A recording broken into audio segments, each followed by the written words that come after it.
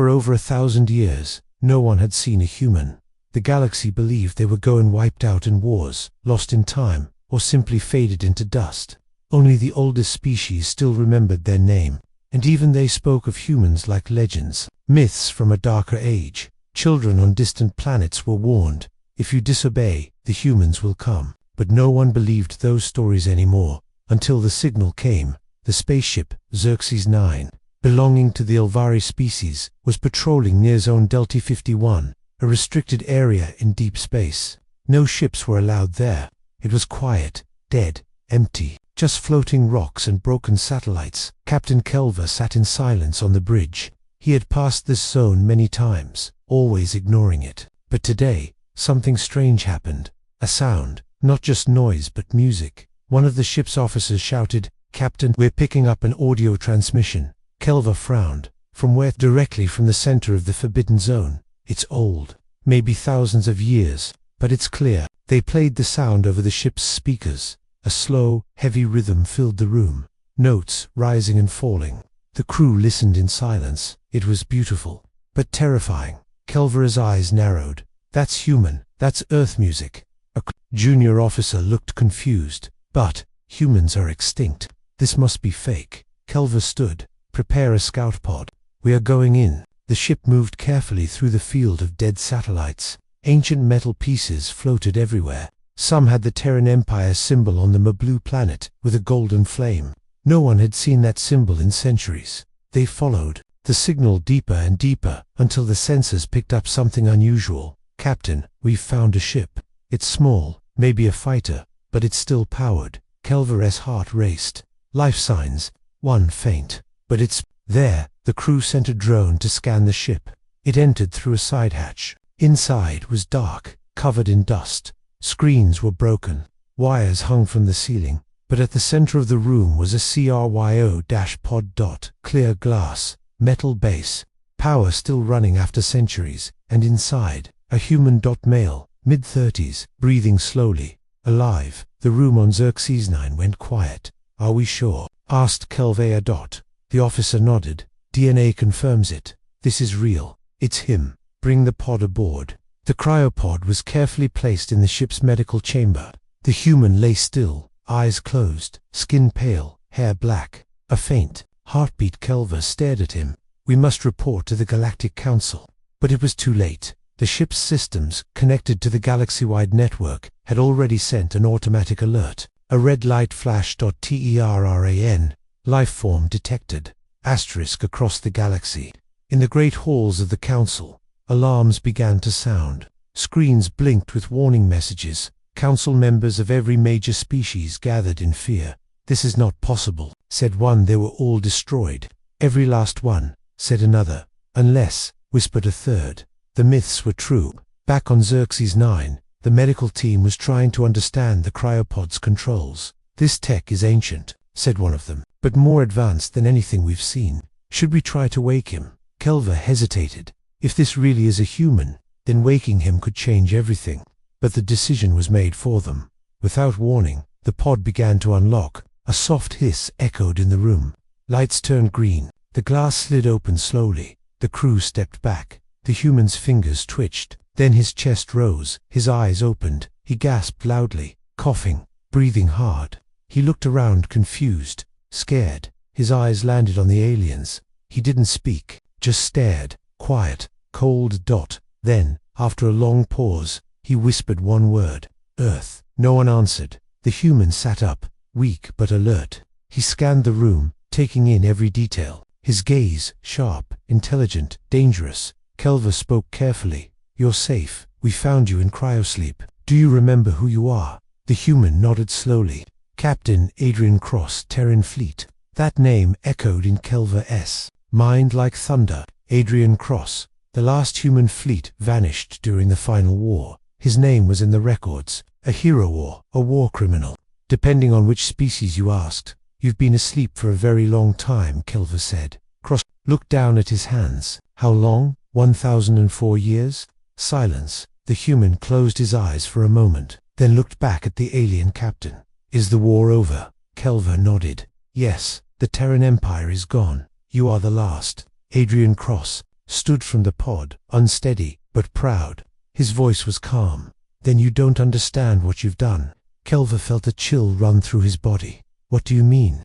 The human stepped forward, his eyes locked on the captain's. "If I'm alive, then the galaxy isn't ready." Far away, deep in the galactic core, something ancient woke up. An old machine, a defense system left behind by the Terran Empire. Its lights flickered on. One message appeared on its screen. "Human detected." And then another. "Begin phase 1. Asterisk." Captain Adrian Cross stood in the middle of the medical chamber. His legs were weak, but his eyes were full of questions. The alien crew watched him closely, unsure if he was a threat or a miracle. He touched a screen on the wall. It lit up instantly under his fingers, adapting to his presence. "That's impossible," whispered one of the engineers. "Our systems aren't coded for Terran input." But Cross didn't seem surprised. He spoke without turning. "Your systems are built on old Terran tech. You don't even know it." Kelva stepped forward. "We want to help you. We just didn't expect to find someone like you." Cross turned toward him. "You didn't find me by accident. That signal was a beacon, set to activate only if Earth fell completely. So tell me what happened to the human race." Kelva hesitated. "We don't know everything, but records say Earth was destroyed during the last galactic war. No humans were found afterward. The Empire collapsed. Your kind disappeared." Cross stayed silent. His eyes scanned the faces around him. "And now, the galaxy sleeps peacefully, believing the monsters are gone." "We don't see you as monsters," Kelva said carefully. "Don't lie," Cross replied. The ship's AI pinged. "Incoming message from Galactic Council. Priority 1. Kelva nodded. "Patch it through." A hologram appeared, an alien with glowing eyes and silver skin. One of the high leaders. "Captain Kelva, your report has caused great concern. Are you confirming human life?" "Yes," Kelva replied. "A survivor. Captain Adrian Cross of the Terran fleet." The council member turned toward the hologram's camera. "Adrian Cross, you are now under council protection. For the safety of all species, you must remain where you are." Cross stared at the image. Council protection, or council prison? The hologram didn't respond. The signal ended. Cross sat down on the edge of the medical bed. "So, they're scared." Even after all these years, Kelva looked troubled. "They just want to prevent panic. Humans are not well understood anymore." Cross smirked. "Good, keep it that way." Later, the science team ran tests. Cross allowed it. For now, they scanned his blood, his brain, his bones. Everything they saw frightened them. "His body mass is denser than any known species," one scientist whispered. "His immune system adapts instantly. His neural pathways, they're growing faster. He's evolving," another said, "while we watch him." But Cross wasn't just watching. He was learning. Asterisk.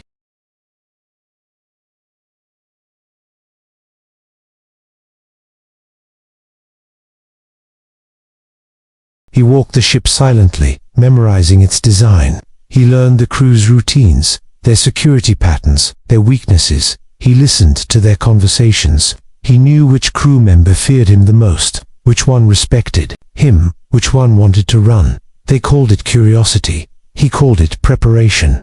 On the 4th day, something changed.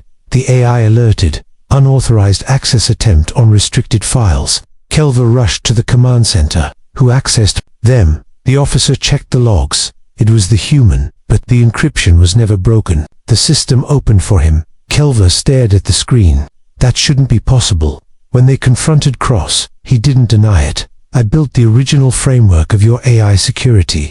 This is just an updated version of what we used." Kelva tried to stay calm.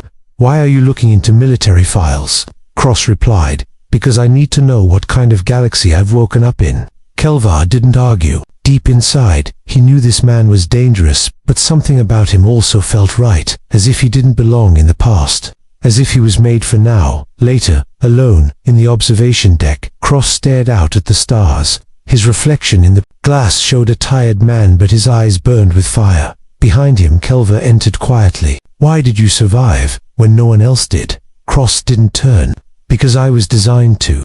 Kelva was silent. Cross spoke again. "Earth knew it was losing, so they built Project Phoenix. One last hope. One soldier, hidden in space, sleeping, until the galaxy forgot." Kelva stepped closer. Why you? Cross smiled faintly. Because I volunteered, and because they knew I wouldn't forgive. The air between them grew heavy. You want revenge? Kelver asked. Cross finally looked at him. No, I want balance. The galaxy erased my people, but it still lives in the shadow of our name. That means it's still afraid. That means there's still a chance to shape what comes next. Just then, the ship's AI interrupted again.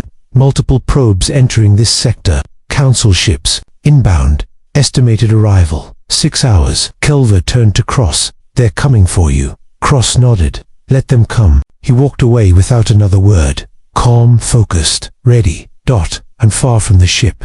In the deep corners of space, other signals began to wake. All Terran satellites, hidden listening stations, all receiving the same message. Adrian Cross is awake. Asterisk. The council ship arrived exactly 6 hours later. It was not just a vessel, it was a fortress, 10 times larger than Xerxes 9, armed with the most powerful weapons in the galaxy. Dozens of escort ships surrounded it. Every species on the council had sent a representative. They weren't coming to talk. They were coming to control. Inside Xerxes 9, the crew watched from the windows, silent and tense. They brought a war fleet. One officer whispered, "They think he's a threat." Another said. Adrian Cross stood near the main window, arms crossed, eyes steady. He showed no fear. They're right to be afraid. Kelver approached him. Don't do anything stupid. These ships can wipe us all out in seconds. Cross didn't blink. Only if they think they'll survive it. A transmission came through. The council demanded to speak face to face, not with Kelver, with the human. A large chamber on Xerxes 9 was prepared. Guards stood by. Council envoys entered through a special dock. Tall, elegant, powerful each, one a leader of their species. Cross stood alone in the center. No weapons, no armor, just silence. The Elvery representative was the first to speak. Captain Adrian Cross, you are a piece of history, and a dangerous variable. Your presence threatens the peace of our time. Cross replied calmly. Peace built on erasing the truth is not peace, it's denial. A reptilian counselor hissed. Your kind destroyed planets, you burned stars. You cannot be allowed to return. I didn't come back, Cross said. You woke me up.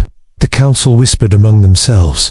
The tension grew. A mechanical envoy spoke next, its voice flat, emotionless. You were the commander of the last Terran fleet. You vanished. We believed your death was the final chapter. Cross stepped forward. That's what Earth wanted you to believe. He looked each one in the eye. My mission was not survival. It was observation. I was meant to see what the galaxy became without us. And what do you see now? Asked the silver-skinned envoy. A galaxy afraid of its own past. You say you want peace, but you still build armies. You still silence truth. And now that a human is awake, your first response is warships. The room went cold. You will come with us, the Elvari envoy said. For questioning, for safety. Cross smiled faintly. Your safety, not mine. We're not asking, said the reptilian counselor. I know, Cross said. Asterisk suddenly. The lights flickered. The room trembled slightly.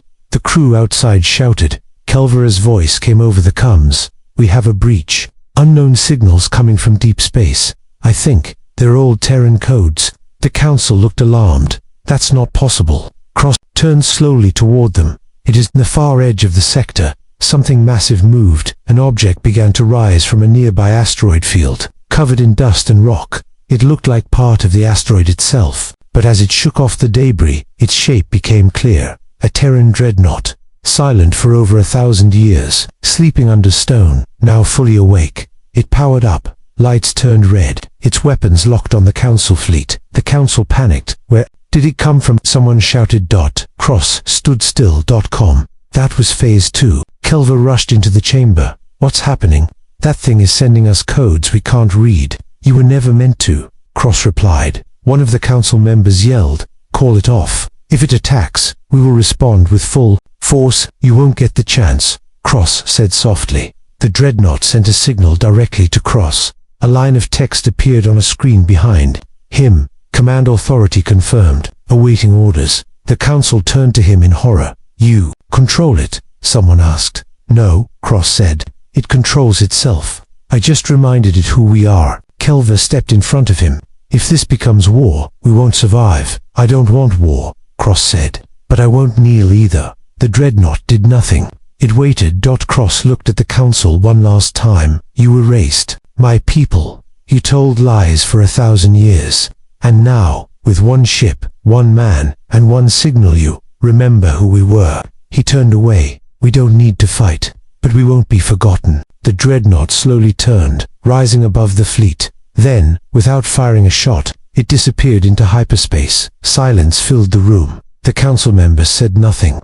They left the chamber one by one, shaken and speechless. Culver looked at Cross. What happens now? Cross answered quietly. Now, they rewrite their history books. Again. But this time, they'll include the truth. Culver nodded. And you?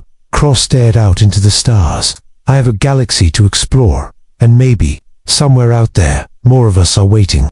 Culver said nothing more. He just watched as the last human walked out of the room. Alive not just in body but in legend. Asterisk, asterisk, asterisk. Adrian Cross now had control of something no one else did. Knowledge, not just of Terran weapons, but of secrets long buried in time.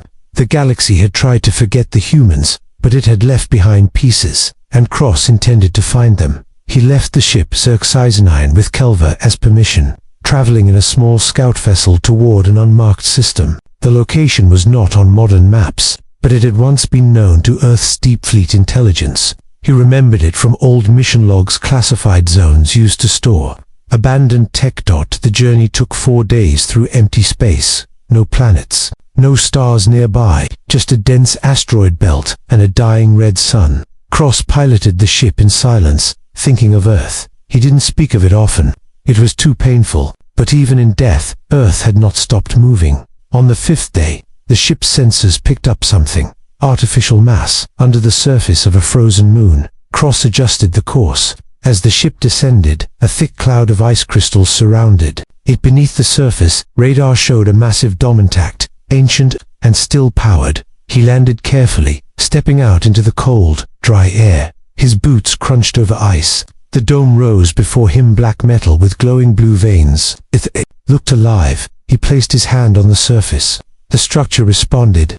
Lights flickered. A doorway opened with a hiss. Inside, the air was warm, gravity stable, oxygen present. He walked into a long corridor. Dust covered the floor, but on the walls were symbols he hadn't seen in over 1,000 years. Terran standard. He was home. Far beneath the surface, he found what he was looking for: a vault of echoes, a secure archive used by Terran commanders to store memories, not just data but consciousness backups, voices, decisions, even simulations of strategy and war. The main console sat in the center of the chamber. A sphere hovered above it, glowing faintly. Cross stepped forward. The console recognized his DNA. "Welcome, Captain Adrian Cross," it said. "Do you wish to begin legacy review?" He hesitated for a second, then nodded. The room filled with light.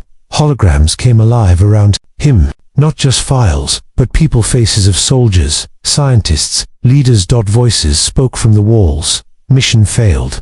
Earth lost. Last fleet gone dark. Activate protocol. Memory seeds. Do not allow our story to vanish. We leave this for the one who returns." Cross stood still. His heart was heavy. He wasn't just the last human. He was now the carrier of every Terran memory left in the galaxy. Among the files was a message, addressed directly to him.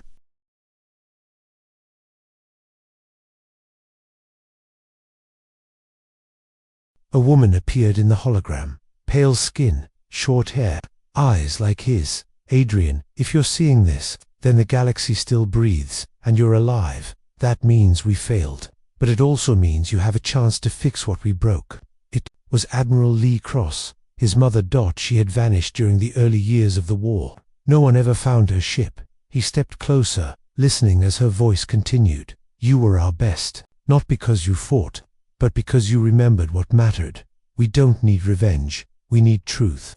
If they erased us, then you be the one who brings us back. Not with fire, with legacy."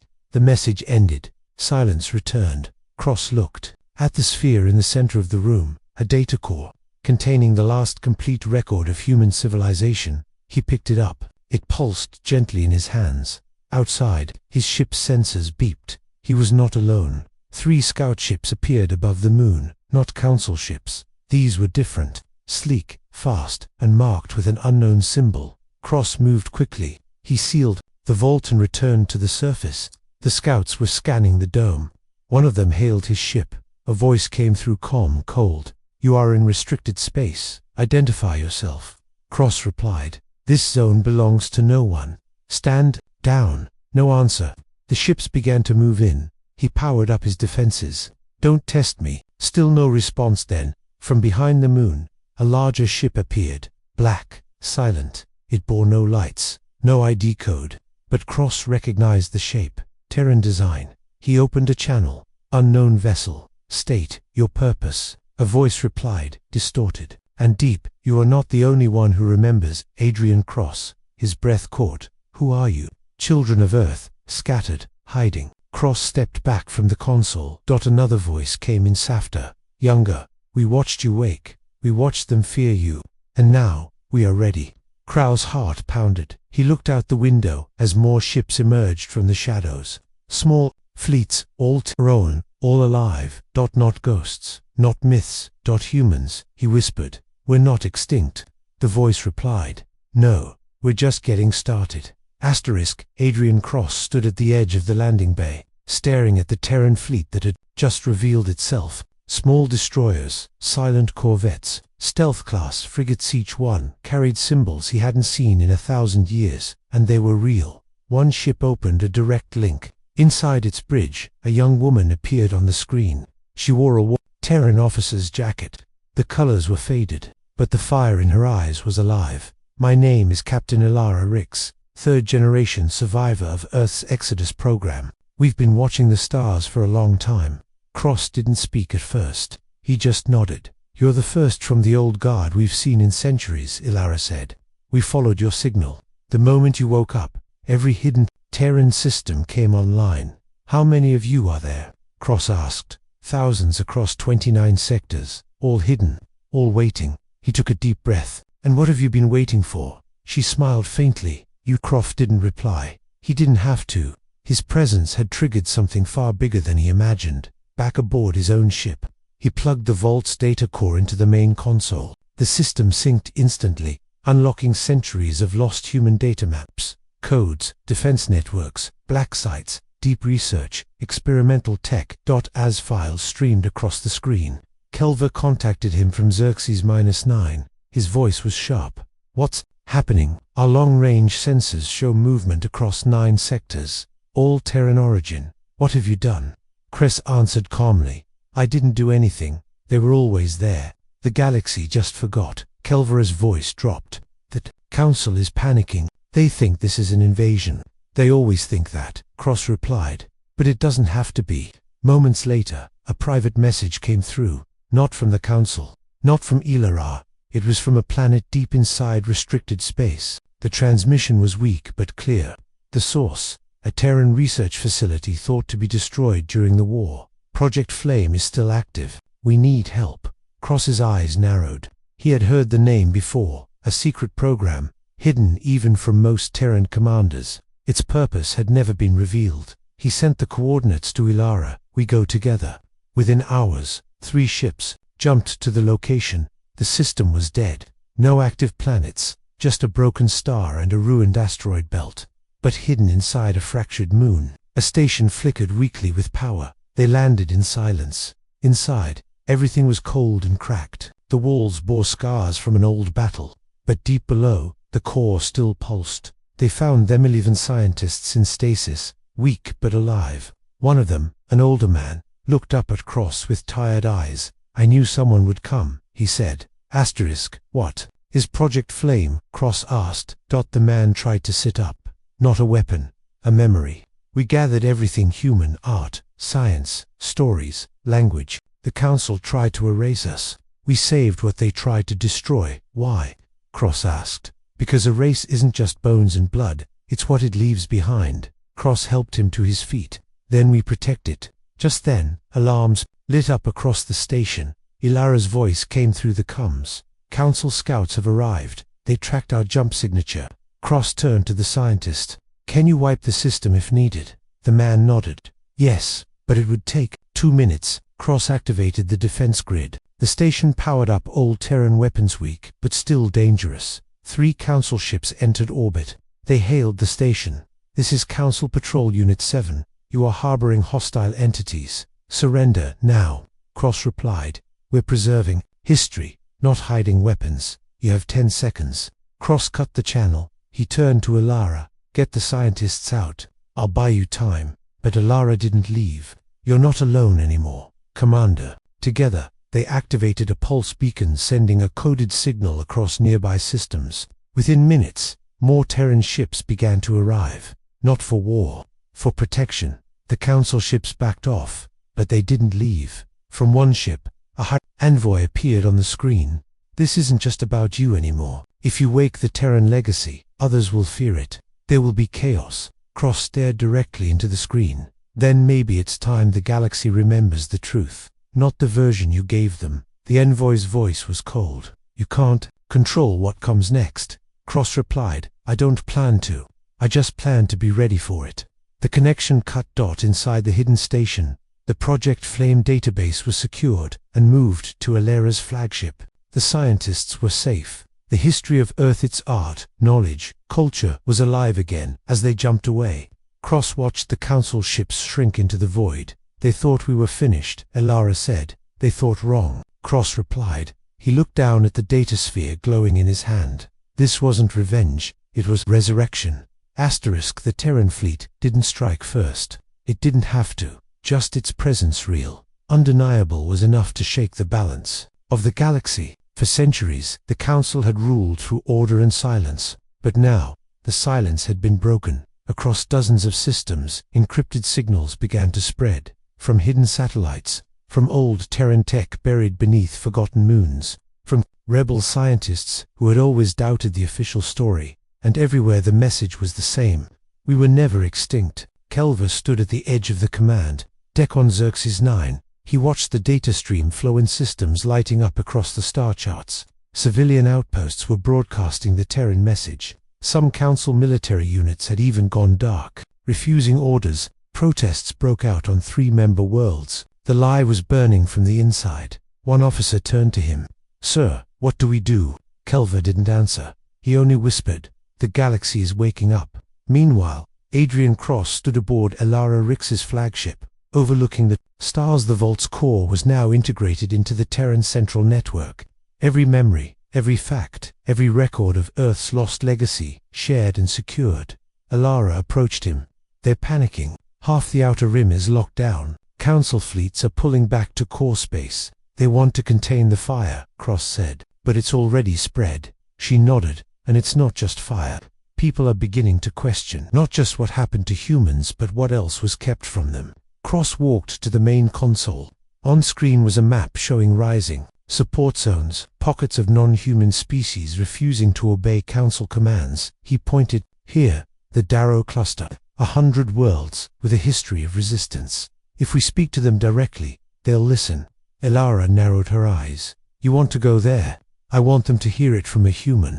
Within hours, a Terran diplomatic cruiser jumped into Darrow space. It carried no weapons, only signals and data. But the Council had already arrived. 3 battleships blocked the planet's orbit. Cross hailed them. "This is Adrian Cross. I request peaceful passage. I bring only words." The Council commander appeared on screen, cold, armored, unreadable. "You are a threat to stability. Turn back or be fired upon."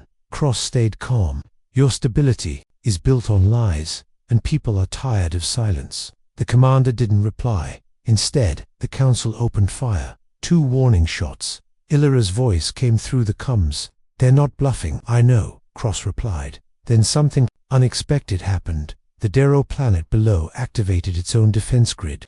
Ancient, but strong. It fired 2 precision shots, not at the Terran ship, but at the Council fleet. The blasts missed, but the message was clear. The people of Darrow were choosing a side. The Council ships pulled back, not in defeat. In confusion, Cross opened a channel. To the surface, a local leader appeared on screen. She had dark green skin and sharp features. Her voice was strong. "We were taught that your kind destroyed everything, that you were monsters. But now, we see that the monsters were the ones who erased you." Cross spoke gently. "We're not asking for war, just truth.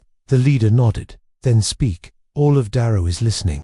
That night, Adrian Cross addressed 10 billion people. He told the story of Earth, not just its fall, but its life. The dreams, the science, the music, the mistakes, the courage, and most of all the silence that followed, and the ones who caused it. The speech spread across the galaxy like wildfire. In just 6 days, 12 more systems opened their channels. Small rebellions formed inside Council-controlled worlds. Information leaked. Old Terran recordings resurfaced, and in the darkness, others began to rise. Not Terrans, not rebels, but those who had also suffered in silence. The forgotten, the silenced, the hidden. Cross met with delegates from species the Council had pushed to the Agesminers. Nomads, drifters. Each one carried their own truth, their own history. The galaxy had tried to erase. He told them, this is not about humans alone. This is about every voice that was stolen. They listened, and they stood back on Council Prime. The Central Command called an emergency session. The Supreme Chancellor addressed the chamber. The return of the Terrans is not just a threat, it is a symbol. And symbols can burn down empires. One of the younger councillors stood up. Maybe it's not the Terrans we fear. Maybe it's the mirror they hold to us. That statement echoed through the chamber. In space, the Terran fleet did not move forward. It held position. Silent, watching like a flame that had been buried for 1,000 years, now burning in full view. Adrian Cross knew the storm was coming, but this time, it would not be fought with weapons alone. It would be fought with memory and truth, and the courage to speak. Adrian Cross sat alone inside the observation chamber of Eleros' flagship. Outside the window, stars moved slowly across the dark sky, but in every direction something had changed. Signals, messages, responses. The galaxy was talking again. What began as a whisper had become a storm. 37 systems had now disconnected from the Council's central grid. They called themselves the Open Accord.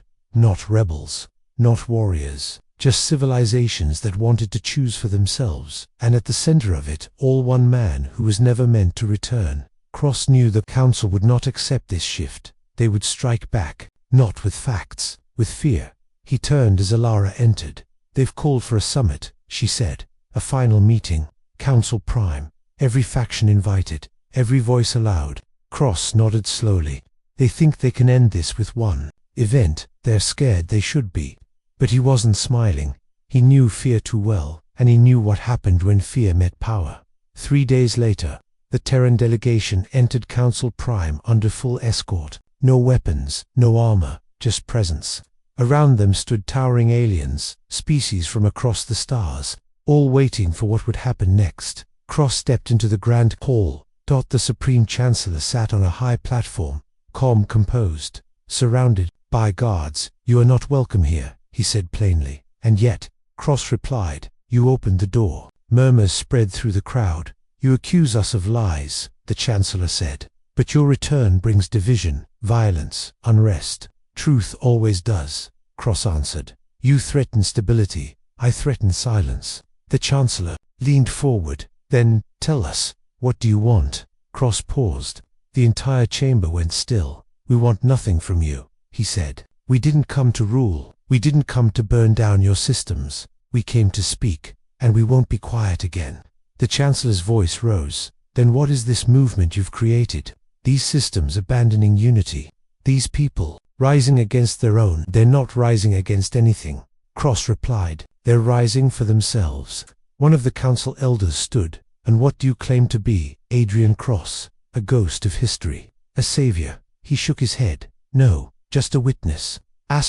He held up the datasphere, the vault. Corets, light glowing in the center of his palm.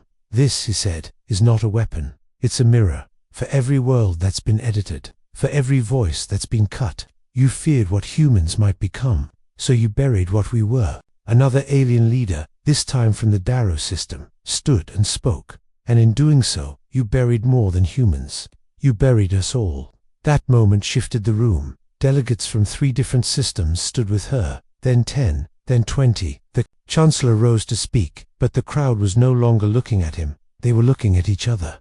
Cross stepped back. His job was done. Later that night, as stars drifted slowly outside the diplomatic deck, Cross and Alara stood alone again. You think they'll fight? She asked. They might, he said. power doesn't like to bleed quietly, but if they do, we're ready." He nodded. "This time, we are not alone." She looked out into the black sky. Was this ever really about Earth? "No," Cross said. "It was about the right to remember." A light blinked on the console. Message from a small world no one had thought about in years. One of the first colonies Earth ever built before the war. Before the fall. The message said only 2 words: "We remember." Cross smiled. Maybe Earth was gone, but the humans weren't. They had become seeds in the stars, not just to survive, but to remind the galaxy that history does not belong to the victors, it belongs to the voices that refuse to vanish. And now, after centuries of silence, the galaxy was finally listening again.